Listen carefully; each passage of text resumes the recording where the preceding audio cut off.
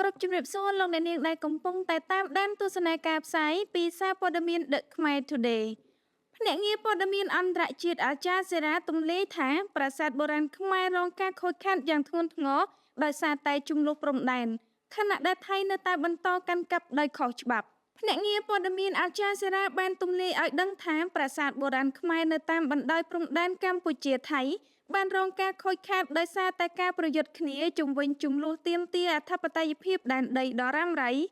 នៅក្នុងតំបន់ដែលមានវត្តមានយោធាយ៉ាងច្រើននិងភាគច្រើនត្រូវបានហាមឃាត់មិនឲ្យចូលលោកតូនីឆេងជាអ្នកយកព័ត៌មានភ្នាក់ងារអាចារ្យសេរ៉ាដែលស្ថិតនៅក្នុងចំណោមអ្នកសារព័ត៌មានដែលកងទ័ពថៃនាំទៅកាន់តំបន់នោះបានធ្វើសេចក្តីរាយការណ៍ថាប្រាសាទខ្មែរដ៏ស្រស់ស្អាតត្រូវបានបំផ្លិចបំផ្លាញ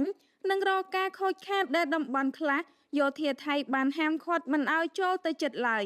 សំណួរត្រូវបានចោទឡើងថាតើភាគីថៃនឹងបកស្រាយប្រាប់ពិភពលោកបែបណាខណៈដែលសារព័ត៌មានយក្សមួយនេះបានបញ្ជាក់យ៉ាងច្បាស់ថាប្រាសាទដែលខ្លួនកំពុងចូលកាន់កាប់នេះគឺជាប្រាសាទរបស់ខ្មែរ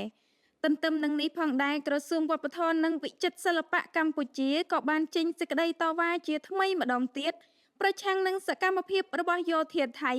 លើប្រាសាទតាក្របីនិងប្រាសាទមួយចំនួនផ្សេងទៀតដោយស្នើឲ្យបញ្ឈប់រាល់សកម្មភាពបំផ្លិចបំផ្លាញនិងគម្រោងនានាជុំវិញប្រាសាទតាក្របីដែលជាកម្មសិទ្ធិស្ថិតនៅក្នុងដែនអធិបតេយ្យភាពរបស់កម្ពុជា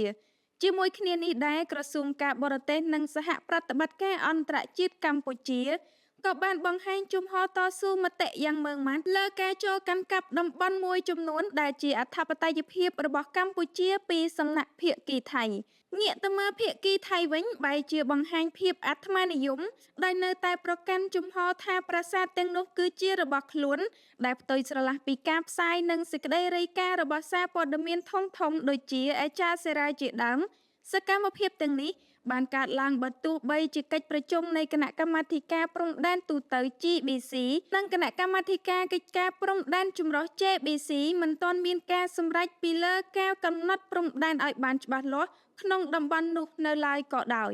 ក្រសួងវប្បធម៌កោតទោសយ៉ាងដាច់អហង្ការចំពោះសកម្មភាពរំលោភបំពានរបស់ថៃនៅប្រាសាទតាក្របីក្រសួងវប្បធម៌និងវិចិត្រសិល្បៈកម្ពុជាបានចេញសេចក្តីថ្លែងការណ៍តវ៉ានិងកោតទោសយ៉ាងដាច់អហង្ការចំពោះរាល់សកម្មភាពរំលោភបំពានរបស់ភាគីថៃនៅតំបន់ប្រាសាទតាក្របីដែលជាសម្បត្តិវប្បធម៌ដ៏ស័ក្តិសិទ្ធិរបស់ជាតិខ្មែរក្រសួងបានបន្តប្រកាសតវ៉ាប្រឆាំងនឹងសកម្មភាពនានាដែលយោធាថៃរំលោភបំពានរួមមានការប៉ះពាល់បំផ្លាញផ្ទាល់ដល់តួប្រាសាទនិងការសាងសង់ហេដ្ឋារចនាសម្ព័ន្ធមិនស្របច្បាប់នៅក្បែរប្រាសាទបុរាណស្ថាន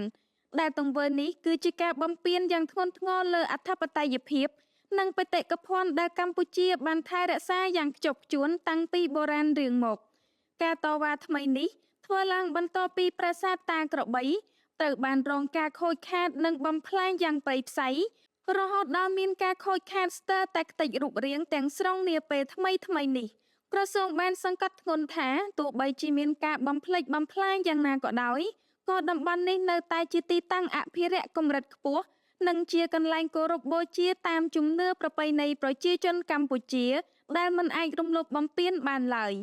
ជំហរដាច់ណាត់របស់ក្រសួងវប្បធម៌គឺស្របតាមសេចក្តីថ្លែងការណ៍របស់ក្រសួងការបរទេសនិងសហប្រតិបត្តិការអន្តរជាតិកាលពីថ្ងៃទី2ខែមករាឆ្នាំ2026ដែលបានតវ៉ាប្រឆាំងនឹងការរុករានទន្ទ្រានរបស់ថៃបច្ចុប្បន្នកម្ពុជាកំពុងចងក្រងភស្តុតាងនៃការបំផ្លិចបំផ្លាញនិងការរំលោភបំពានទាំងនេះដើម្បីតស៊ូមតិលើឆាកអន្តរជាតិស្របតាមអនុសញ្ញាទីក្រុងឡាអេឆ្នាំ1954សំដៅលើការការពារសម្បត្តិដូនតាឲ្យផុតពីការយាយីនិងការសាងសង់សំណង់មិនស្របច្បាប់ណាមួយពីសំណាក់ភាគីថៃក្នុងតំបន់ហាមឃាត់នេះ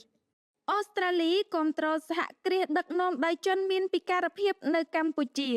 ដ្ឋាភិបាលអូស្ត្រាលីសហការជាមួយស្ថាប័ន Mekong Inclusive Venture បានផ្ដល់ការបណ្ដុះបណ្ដាលនិងប្រឹក្សាអាជីវកម្មដល់សហគ្រាសធុនតូចនិងមធ្យមដែលដឹកនាំដោយជនមានពិការភាពដើម្បីពង្រឹងសមត្ថភាពប្រកួតប្រជែងក្នុងទីផ្សារកម្មវិធីនេះមានគោលបំណងធានាថាជនមានពិការភាពគ្រប់រូបអាចចូលរួមយ៉ាងពេញលេញនិងទទួលបានផលប្រយោជន៍ពិតប្រាកដពីការអភិវឌ្ឍសេដ្ឋកិច្ចជាតិតាមរយៈការពង្រឹងអាជីវកម្ម និងការស្វែងរកឱកាសរីកចម្រើនថ្មីៗយោងតាមស្ថានទូតអូស្ត្រាលីប្រចាំកម្ពុជាលោកត្រីសុភារៈស្ថាបនិកសិប្បកម្មកេរបុរាណដែលមានបុគ្គលិកជាជនមានពិការភាពចំនួន8នាក់បានក្លាយជាគំរូនៃភាពជោគជ័យមួយបន្ទាប់ពីវគ្គបញ្ចប់បណ្ដុះបណ្ដាលរយៈពេល6ខែលើជំនាញទីផ្សារ Digital ការគាំទ្រនេះបានជួយឲ្យសហគ្រាសផលិតផលតម្បាញនិងវត្ថុអនុស្សាវរីយ៍របស់លោកអាចពង្រីកវិសាលភាពលក់និងបង្កើតប្រសិទ្ធភាពអាជីវកម្មកាន់តែប្រសើរឡើង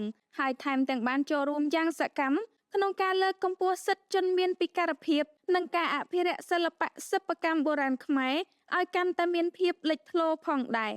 សូមអរគុណសម្រាប់ការតាមដានទស្សនានិងអធ្យាស្រ័យរាល់កំហុសខុសឆ្គងខណៈនេះនាងខ្ញុំខែមស្រីកែវសូមអរគុណនិងសូមគោរពលា